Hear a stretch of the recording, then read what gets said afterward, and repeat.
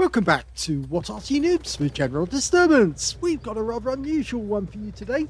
This is a TL-7. It's a Tier 9 American turreted tank destroyer. It's located on the northwestbourne of Fjords, and it's under the command of hoti89. It's the first time we've featured this tank destroyer on the channel. Yes, it's a premium tank destroyer, Tier 9. I'm not sure how you get hold of it, but you can see it's actually got spaced armour in cages around the actual turret. It's a 4-shot autoloader with a British 120mm gun. The standard reload is 41.2, I think that's 23 seconds for a load. Each shell is capable of 360 alpha, and it's penetrating 252mm of armour with standard rounds. And with the premium rounds, it's capable of going up to 315mm. Well, he's managed to get into the gap, but he did take at least one round from the TNHT Viz 51. Could have been worse, he could have taken 2 rounds, but he's managed to get into the pocket. Now, this is an unusual beast because it does have fairly good armour on the turret. Yes, it's rather unusual being a turreted tank destroyer that looks a bit like a medium tank. But it is capable of doing sizable amounts of damage because that 360 alpha. Oh, well, he's managed to get a shot into the Kampfpanzer and he takes him out with the next round. So 2 useful shots there. Still got 2 rounds spare. And the TNH is going to be next. Takes one in the engine bay and the other one in the engine bay as well. Say 360 or being 720 is the 2 shot. And he managed to get, definitely more than that. So he got high rolls on those last 2 shells. That kind of compensates for the shot that he actually received. Well, yes, it's rather unusual to see this tank. In fact, I have seen it on other people's channels, actually. I just had a look to see what the specs are, because I didn't know it even been released. But I was quite pleased that Hoti actually had a replay to actually show us straight away what this tank's all about. And he is actually stopping those guys from pulling forward. Whilst he's holding this position, he's kind of dominant. Gets another one into the Kampfpanzer and another. Can he get a third? Yes, he does. He's still got 1 shell spare. And yes, there we go. Oh, he got the TNH. That's justice. Nice shot. Yeah, the reload is kind of long, but he's managed to get it down to 37.64, which means he's saved 4 seconds on the reload. And this position's actually working quite well for him because he's quite high up. And that means that the Kampfpanzer 7 actually has to try and raise his gun, and it's not easy for him to do that, which means that he's relatively safe up here. But now he's got the alternative problem.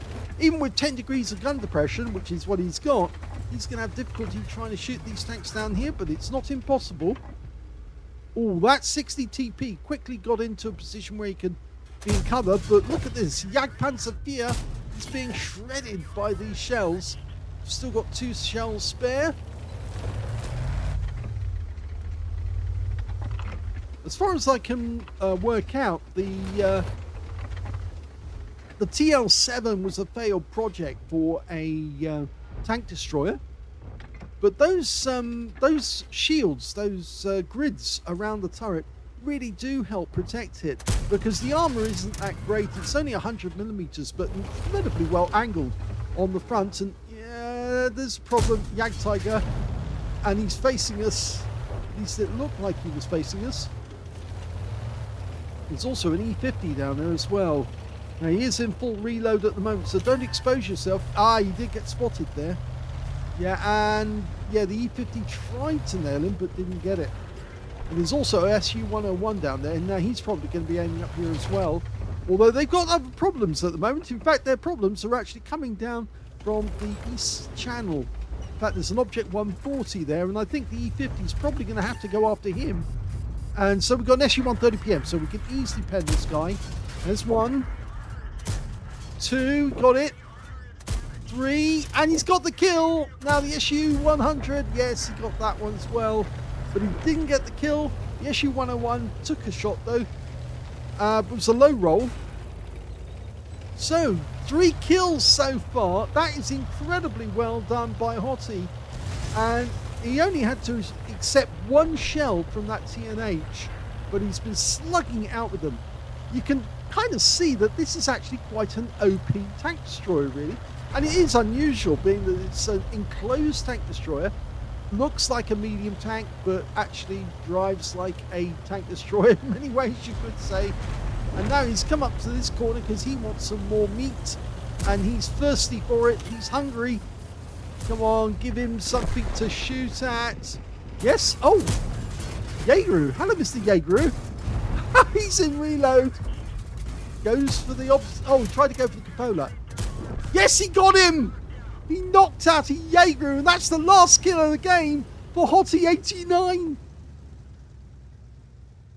Here's the end of battle stats. Well, Hoti sent me this replay on whatreplays.eu, and I did transfer it over to Salty just to get a better picture with the Win 8 because I thought it was a good one. I didn't know that, because he didn't tell me, that this was a first ace tanker game in this vehicle. Congratulations to Hoti for getting a superlative victory in the TL-7. He managed to get a fighter effect for doing more damage than the hit points of his own vehicle. He also got a fighter badge for getting at least 4 kills. He got 4 exactly. He got a bruiser medal for getting at least 5 critical hits. In fact, he got 5 exactly. He got the high caliber for dealing the most damage in the game. A tank sniper for getting the most damage at distance. And on top of that, his win rate was 11,297. As you saw, he was actually penetrating a Jaeger, not just on the rear of the vehicle. He actually got one in through the lower plate, and he got one through the machine gun port on top of the vehicle, on top of the casement, which is, of course, a weak spot, but he was accurate enough to get the shot in and then get the kill on a Jaeger. So just goes to show this tank destroyer is quite dangerous. You know, 120mm British gun, but with a 4-shot autoloader with a reasonably quick speed between each shot. It's 2.3 seconds intra-clip reload. So it fires like most other autoloaders do. But the fact that it's got 4 shots to fire instead of just 2 or 3, depending on which one you've got, that makes this very, very dangerous indeed. And yes, the reload time is quite long, but it's comparable with some of the tier 10 heavy tanks, which have got sort of like around about the same length of time. And they've also got 120mm guns. Yes, you've got slightly less on the Alpha. It's only 360 as opposed to 400 for the other 120mm guns. But look at what Hoti did. That was superb. He dominated that game, and all because he stole that position away straight away with his 50 kilometers an hour top speed. He rushed to get into there, and it only cost him 1 shell from that TNH. Let's have a look at the team score and see how well he did. 6,026 hit points of damage. Oh my, did he really dominated that game. The next highest score was the Object 140, who actually picked up a Top Gun and 5,312 hit points of damage. And in third place, we had the T-832, the Terminator tank, on the enemy team with 2,759. So yes, he definitely got a lot of damage from that high position. When it came to kills, though, we see the Object 140 got 6 kills. He got the Top Gun, 4 kills to Hoti, 2 kills to the Vipera on his own team, and the Jaeger on the enemy team. And when it came to base XP, it's Hoti again. So he's got 2 out of 3 in this, and he only got beaten by the 140 just because he got a Top Gun. 1,460 base experience points went to hoti89. 1,377 went to the Object 140, and the next highest player only got 817. That was the 7032. So these 2 players, the only 2 players who managed to get over 1,000 base in the game, and they both worked extremely hard to win this game for their team. Let's have a look at detail. He fired only 20 rounds, so that's 5 reloads. 19 direct hits on the enemy, 18 penetrations. These shells have got enough pen to go through a Jaeger frontally, let alone, you know, other tanks. But he did aim for the weak spots, and he did get them. 6,026 hit points of damage altogether, of which 1,882 were at more than 300 meters. The rest was all done at close range. So, yes, about 4,000 at close range, and the rest was all long range. 1 hit received, it was penetration. That was the TNH right at the start of the game, but he accepted that because he needed to get to that really dominant position where he could literally use his gun depression and his position to outwit the enemy. 3 enemy vehicles spotted, 7 enemy vehicles damaged, and 4 killed, 503 hit points of damage assistance. Now, he earned a profit on this game of 100,589 credits on a premium account, and he took home 7 bonds because it was tier 10. And on top of that, he got 4,599 experience points altogether. That was a really, really good game. So thanks very much to hoti89 for sending it in. Really pleased that we've seen this tank now. It's very dangerous. It's a hugely dangerous tank, this one. Now, the armor, as I said, it does have armor. And it has those grids which actually stop heat rounds from damaging the tank. They actually act as spaced armor in the vehicle. But the actual hull armor, as I said, it's 100 at the front, but it's very, very well angled. So it actually does give this thing some protection. The turret armor, 200 millimeters right at the front, but it kind of graduates out or grades out. So it actually gets a lot worse. So it goes to 80 millimeters at the side, 50 at the rear.